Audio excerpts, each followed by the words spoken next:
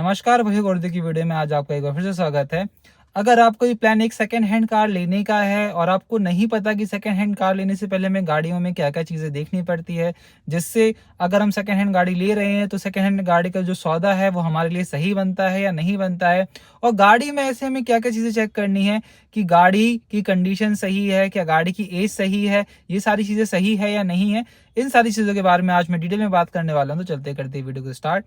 तो सबसे पहले अगर आप भी एक सेकंड हैंड कार लेना चाह रहे हैं तो इस वीडियो को आप पूरा कंप्लीटली देखें, क्योंकि सेकंड हैंड गाड़ी लेते समय हमें बहुत सारी चीज़ों की सावधानियां रखनी पड़ती है। अगर आपने उनमें से एक भी चीज़ मिस की तो हो सकता है कि आप जो गाड़ी ले रहे हैं वो गलत सौदा में फंस जाए। तो सबसे पहले मैं बात करता हूँ गाड़ी की एज की। अगर आप एक पेट्रोल गाड़ी की तरफ जा रहे हैं तो जो गाड़ी की एज होती है, जिसका जो रजिस्ट्रेशन होता है वो 15 साल के लिए वैलिड रहता है।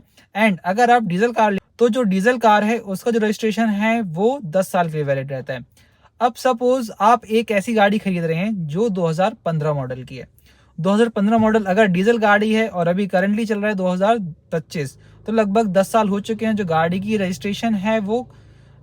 रजिस्ट्रेशन है वो एक्सपायर हो चुका है। यानी अगर गाड़ी का रजिस्ट्रेशन आप रिन्यू कराते हैं तो हो सकता है कि वो 5 साल के लिए बढ़ भी जाए। लेकिन डीजल गाड़ी मेरे ख्याल से रजिस्ट्रेशन एक्सटेंड नहीं होता है। अगर पेट्रोल गाड़ी लेते हैं और वो गाड़ी 2015 मॉडल की है, अभी 2025 चल रहा है, यानी गाड़ी को 10 साल हो चुके हैं, अभी भी आपके पास 5 साल है गाड़ी को चलाने के लिए। अगर आपका एक प्लान ऐसा है कि हाँ छोटी गाड़ी लेनी है, 2000 मतलब 10 साल पुरानी गाड़ी है, तो क्या वो लेना सही है या नहीं है? तो सबसे पहले अगर आप 10 साल पुरानी गाड़ी लेते हैं तो उसमें कमियां क्या रहेंगी, क्या वो गाड़ी सही रहेगी, कंडीशन देखने में सही है, चलने में सही है, तो क्या वो गाड़ी सही रहेगी हमारे लिए या नहीं। तो सबसे पहले अगर 10 साल पुरानी गाड़ी है, प्राइस आपको थोड़ा सा अगर एक्सपेंसिव लग रहा है गाड़ी की कंडीशन के हिसाब से, तो वो गाड़ी लेने लायक है या नहीं। सबसे पहले मैं आपके सामने कुछ कंडीशंस रखता हूँ। बाय चांस आपको गाड़ी चलानी है 5 साल और आप एक ऑल्टो गाड़ी ले रहे हैं, ऑल्टो की कीमत अगर 2015 वाली है तो हो सकता है 2-2.5 लाख ऐसे मिले। 5 साल बाद गाड़ी का रजिस्ट्रेशन खत्म हो जाएगा अगर आप 5 साल तक गाड़ी को रखते हो। और होगा क्या, 10 साल पुरानी गाड़ी है, 10 साल के अंदर गाड़ी में कुछ ऐसे पार्ट्स होंगे जिनको आपको रिप्लेस कराना पड़ेगा, और कुछ पार्ट्स ऐसे रहते हैं जो कि कॉस्टली रहते हैं। सपोज अगर आप सस्पेंशन का ज़्यादा यूज़ करते हैं, यानी गाड़ी आपकी गड्ढों में ज़्यादा चलती है, तो आपको सस्पेंशन चेंज कराने पड़ेंगे। अगर आप सिर्फ शॉकर्स चेंज कराते हैं तो 8 से 10 हज़ार का खर्चा आता है। अगर आप उसके साथ उसके आर्म वगैरह अगर मतलब और भी जो कंपोनेंट्स रहते हैं सस्पेंशन के साथ, वो भी चेंज कराने जाएंगे तो 15 से 20 हज़ार का खर्चा आएगा। एंड इंजन की रनिंग कितनी है, अगर आपकी गाड़ी की इंजन की रनिंग मतलब जो गाड़ी आप ले रहे हैं वो 50,000 है, 60,000 है, 70,000 है, और 70,000 के हिसाब से आपको कंडीशन ऐसी लग रही है कि हाँ ठीक है, तो वो लेने लायक है। लेकिन एक चीज़ मैं सजेस्ट करूंगा, अगर ज़्यादा पुरानी गाड़ी है तो हर एक चीज़ ज़रूर देखें, हर एक पार्ट्स को चेक करवाएं। हो सके तो एक मैकेनिक लेके जाएं, वो देख लेगा गाड़ी के कौन से पार्ट्स सही है, कौन से पार्ट्स रिप्लेस होने लायक है। फिर उसके हिसाब से आपको जो गाड़ी की प्राइस उसकी एक अच्छी वैल्यूएशन मिल जाएगी, यानी कि हाँ उस प्राइस पर आपको गाड़ी लेनी चाहिए। अगर प्राइस ज़्यादा है, आपको गाड़ी भी लॉन्ग टर्म पर रखनी है, तो 10 साल से ज़्यादा वाली गाड़ी आप ना लें। कोशिश करें 6-7 साल पुरानी गाड़ी आप लें तो सही रहेगा। क्यों? क्योंकि उसकी वैलिडिटी भी आपको 7-8 साल मिल जाएगी। एंड अगर आप उसमें काम भी करवाना चाहें तो उसके पार्ट्स अभी इतने नहीं हुए हैं कि आपको उसको चेंज कराना पड़े। फॉर एग्जाम्पल मैं ओन करता हूँ ऑल्टो 800 2013 मॉडल। अब 2013 मॉडल की ये गाड़ी है, 2025 हो चुका है, लगभग 12 से 13 साल गाड़ी को हो चुके हैं। 12-13 सालों में गाड़ी में एक से एक नई से नई प्रॉब्लम आने लगी है। प्रॉब्लम क्या? कभी सस्पेंशन आवाज करने लगते हैं, कभी इंजन के माउंट्स खराब हो जाते हैं, अगर उसको मैं ठीक कर रहा हूँ तो जो ब्रेक पैड्स हैं, ब्रेक शू हैं, वो घिस जाते हैं। तो अगर आप ये सोचते हैं कि हाँ आप गाड़ी लेते हैं, अगर आप मतलब 10 साल से ज़्यादा एज वाली गाड़ी लेने के लिए सोचते हैं, तो उसमें आपको ये खर्चे कराने ही पड़ेंगे और ये कंपलसरी है।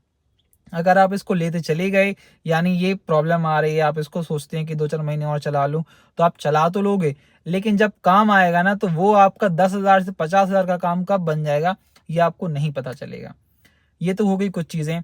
एंड सपोज आपको कोई अच्छी गाड़ी मिल जाती है 6-7 साल पुरानी, अब उस गाड़ी में आपको चेक क्या क्या करना है गाड़ी लेने से पहले, और वो आपको प्राइस के हिसाब से भी ठीक लगती है, तो आपको गाड़ी में इंस्पेक्शन के लिए क्या क्या देखना है। सबसे पहले गाड़ी की रनिंग देखनी है। रनिंग गाड़ी की कितनी है। अब बाय चांस मान के चलो कि गाड़ी की जो टायर्स हैं या गाड़ी की जो मैन्युफैक्चरिंग है वो 2017 की है, 17 से लेके 25 तक हो जाते हैं लगभग 8 साल। 8 साल में गाड़ी की जो रनिंग है एवरेज मान के चलते हैं कि 70,000 चली हुई है। अब आपको इसको पहचानना कैसे कि गाड़ी एग्जैक्टली 70,000 चली है या नहीं चली है, या मीटर जो है वो बैक है या नहीं है। सबसे पहले एक चीज़ मान के चलो कि जो गाड़ी के टायर्स हैं वो भी गाड़ी की मैन्युफैक्चरिंग के साथ आए होंगे। जैसे 2017 की गाड़ी है, स्टार्टिंग की है, हो सकता है कि जो टायर्स हैं 2016 के डले हो एंडिंग के, ऐसा होता है कुछ कुछ गाड़ियों में। अब उसके सीरियल नंबर से आपको पहचानना है। गाड़ी के जो टायर हैं उसकी लाइफ 40 से 50,000 किलोमीटर की रहती है, प्लस अगर वो नहीं होते हैं तो 5 साल की रहती है। 5 साल में आपको गाड़ी के टायर्स किसी भी हाल में चेंज कराने, चाहे उसकी कंडीशन कैसी भी हो, क्योंकि जो टायर है उसके अंदर का जो रबड़ है, फ्लेक्सिबिलिटी है, वो कम हो जाती है, जिस वजह से क्या होता है अगर आप उसको लॉन्ग टूर पर ले जाते हैं तो टायर फटने के चांसेस रहते हैं। इस सेफ्टी कंसर्न से आपको गाड़ी के टायर्स को चेंज करा लेना चाहिए 5 साल के अंदर ही। चलो ये तो हो गया। एंड सपोज मान के गाड़ी 17,000 किलोमीटर चली है या नहीं चली है। फॉर एग्जाम्पल मैंने जैसे एग्जाम्पल दिया आपको कि गाड़ी के जो टायर्स हैं वो चल चुके हैं 40,000, एंड 2017 से लेके 2022 में वो टायर चल चुके हैं। और उसके बाद जब गाड़ी के टायर चेंज हुए हैं तो टायर का सीरियल नंबर भी चेंज हुआ है। अगर वो 2022 में डलते हैं तो गाड़ी का सीरियल नंबर आ गया 22, और उसके बाद गाड़ी चली है 70,000 किलोमीटर। तो आपको ये भी देखना है कि 70,000 किलोमीटर से अगर गाड़ी के जो टायर्स हैं उसमें जो घिसावट है, ग्रिप है, अगर वो कम है तो वो वैलिड है। लेकिन अगर आपको ज़्यादा लग रहा है कि हाँ जो टायर्स है उसके हिसाब से घिसाई टायर की ज़्यादा है, यानी बदलने लायक है, 70,000 है, तो थोड़े बहुत गाड़ी के जो मीटर्स है उसमें छेड़खानी की गई है, उस गाड़ी को आप तुरंत अवॉइड करें। ये पहला तरीका है गाड़ी की रीडिंग को पहचानने का। फिर आप इंजन को चेक करें, इंजन में कहीं भी कोई लीकेज तो नहीं है। उसका जहाँ से ऑयल हम चेक करते हैं, गाड़ी को चला के देख, ऑयल का जो गेज रहता है उसको निकाल कर एक्सलेशन करके देखें कि अगर आप एक्सलेट करते हैं तो वहां से ऑयल तो नहीं फिक रहा है। अगर ऑयल फिक रहा है तो उस गाड़ी को आप अवॉइड कीजिए। क्यों? क्योंकि ये बैक कंप्रेशन इशू है और इसमें आपको गाड़ी के इंजन को खुलवाना ही पड़ेगा इसको बनवाने के लिए।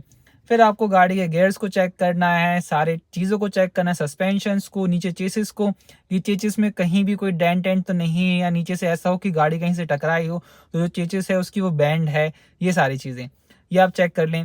फिर गाड़ी के हेडलैम्प्स चेक करें।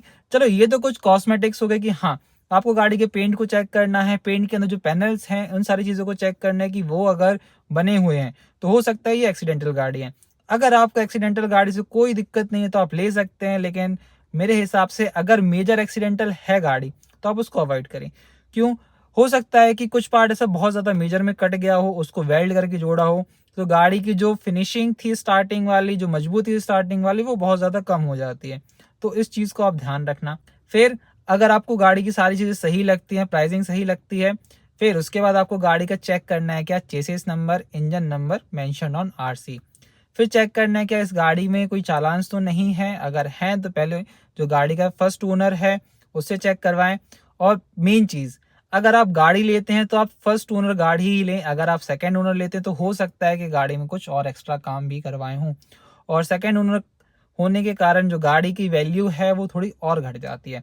सपोज मैं मारुति ओन करता हूँ, मैंने एक गाड़ी सेकंड हैंड ली 2,50,000 की, आफ्टर 5 ईयर्स उसकी जो वैल्यू रहेगी, थर्ड ओनर 2 साल गाड़ी को बचे हैं तो वो 1-1.5 लाख के बीच की बचेगी, और हो सकता है उससे भी कम की रहे कंडीशन के हिसाब से।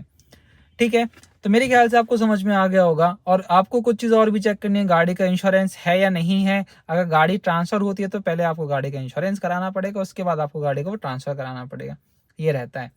ठीक है, तो जो इंश्योरेंस वाला रहेगा वो गाड़ी का पहला ओनर ही करा के देगा। अगर इंश्योरेंस नहीं है गाड़ी का तो फिर वो उसकी समस्या है, वो उसको करवा के ही देना पड़ेगा। तो ये रही कुछ गाड़ी की सेफ्टी पर्पज से रिलेटेड बात। अब आप कमेंट करके बताइए कि ये जो इन्फॉर्मेशन मैंने आपको दी है क्या ये आपके लिए वैल्यूएबल है। अगर वैल्यूएबल है तो आप कमेंट करके एक लाइक दे सकते हैं। तो फिलहाल अभी वीडियो को इतना ही रखते हैं। आशा करता हूँ कि आपको वीडियो में सारी चीज़ें समझ में आई होगी। तो चलते हैं, करते हैं वीडियो के यही एंड। अगर आपको वीडियो अच्छी लगे तो वीडियो को लाइक जरूर करें, चैनल पर नया हो तो चैनल को सब्सक्राइब जरूर करें। वीडियो देखने में बहुत बहुत धन्यवाद। Thank you so much. Tata.